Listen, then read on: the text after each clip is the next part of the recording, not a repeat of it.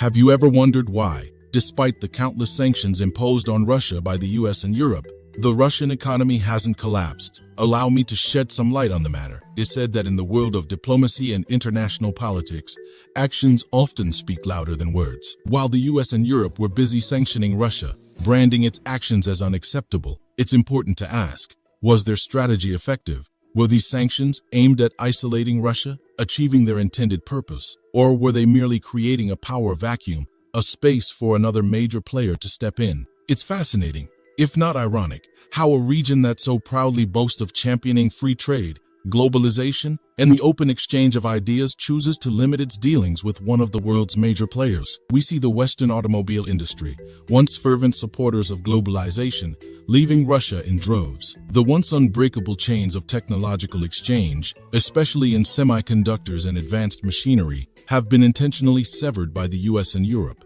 But why? Because they disagree with Russia's politics. And is that not the epitome of hypocrisy? Hello and welcome back to Innovative Check YouTube channel, where we delve into the innovative and transformative projects changing our world. If you're new to the channel and enjoy learning about innovation stories around the world, you've come to the right place. Please subscribe, like, and comment to help boost our videos on YouTube. Now, let's begin. The United States and Europe have been quick to slap sanctions on Russia, particularly after the Ukraine situation, crippling key sectors of the Russian economy. Car manufacturers fled, tech giants pulled out, and the general consumer market dwindled. But one question remains: if Russia is supposedly so dangerous, why were its car manufacturing and technology sectors, vital components of any nation's modern infrastructure, left open for another country to seize? China recognized this void and acted swiftly. They not only protested against US sanctions on Chinese companies doing business with Russia, but also termed these sanctions as illegal. They offered Moscow an alternative currency for transactions, thereby mitigating the impacts of the Western sanctions. Chinese state-owned companies supplied Russia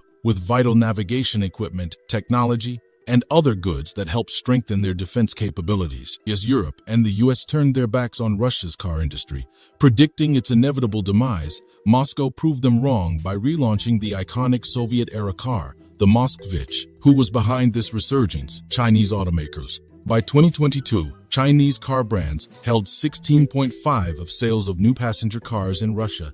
These statistics are not just numbers. They represent a shift in global economic alliances and dependencies. To add to that, Chinese-made smartphones dominated the Russian market by 80% in 2022.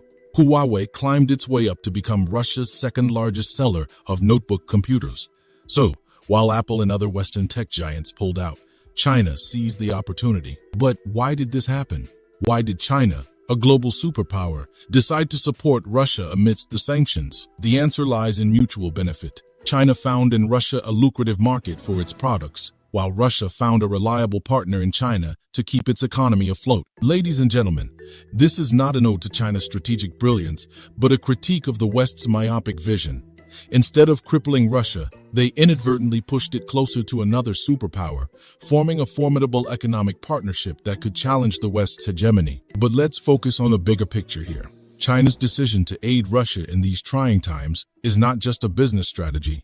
It's a statement that true globalization cannot be selectively practiced. It's a statement that cooperation and collaboration are more fruitful than sanctions and isolation. Does this mean that Russia should be exonerated from international concerns? Not necessarily, but punitive measures that harm ordinary citizens, employees, and industries as a whole may not be the answer, especially when such sanctions leave room for other global players to step in and redraw the economic map. It is paramount for nations to think and act strategically. Superficial measures and hastily imposed sanctions may provide short-term political gains, but can lead to long-term strategic losses.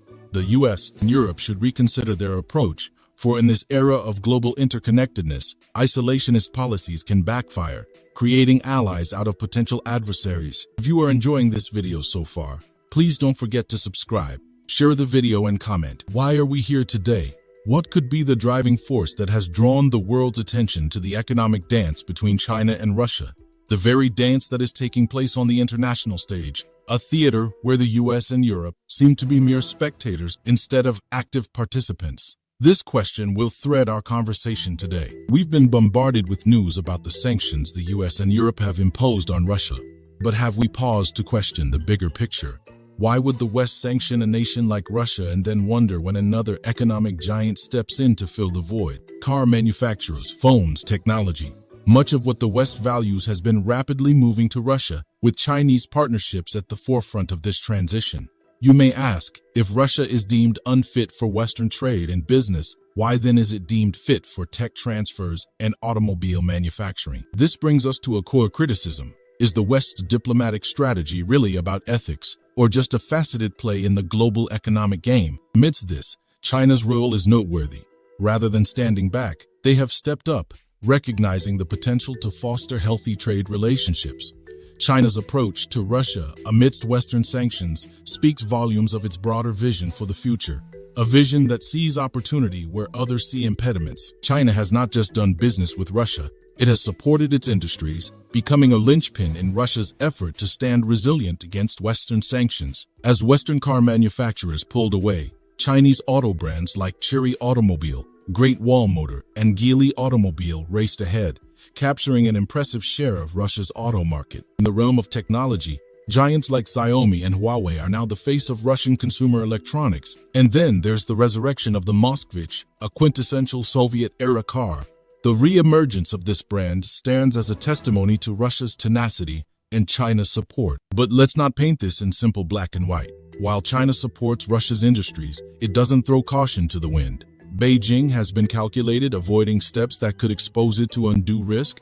There are no limits partnership has its boundaries, drawing lines in areas of advanced technology transfer and financial dependence. One can't help but admire China's astuteness. They are establishing strong trade relationships, not just with Russia but globally. While the West is engaged in sanctioning games, China is strengthening its foothold in the global economic order. Ladies and gentlemen, the global landscape is changing. As we stand witness to the dynamics between China, Russia, the US, and Europe, the key takeaway is the need for adaptability, open dialogue, and avoiding unilateral economic decisions. Perhaps, if the West wishes to remain a significant player in this ever-evolving game, it's time for introspection and a more inclusive approach. The question we began with, why are we here, is perhaps to realize that in the grand theater of global economics, every act has its consequence. If one major player exits the stage, another is ready to steal the limelight. The real challenge is not just to play our part, but to understand the roles of all other actors. Thank you for your attention, and I welcome your thoughts and questions on this complex and vital subject. Do you want to watch more videos like this one? If yes, please like and share the video and subscribe to get exclusive videos about how phenomenally China is developing and growing its influence. Your subscriptions and likes motivate us to generate more content, so please keep supporting us. Check out this video showing on your screen right now, and I will see you on the other side.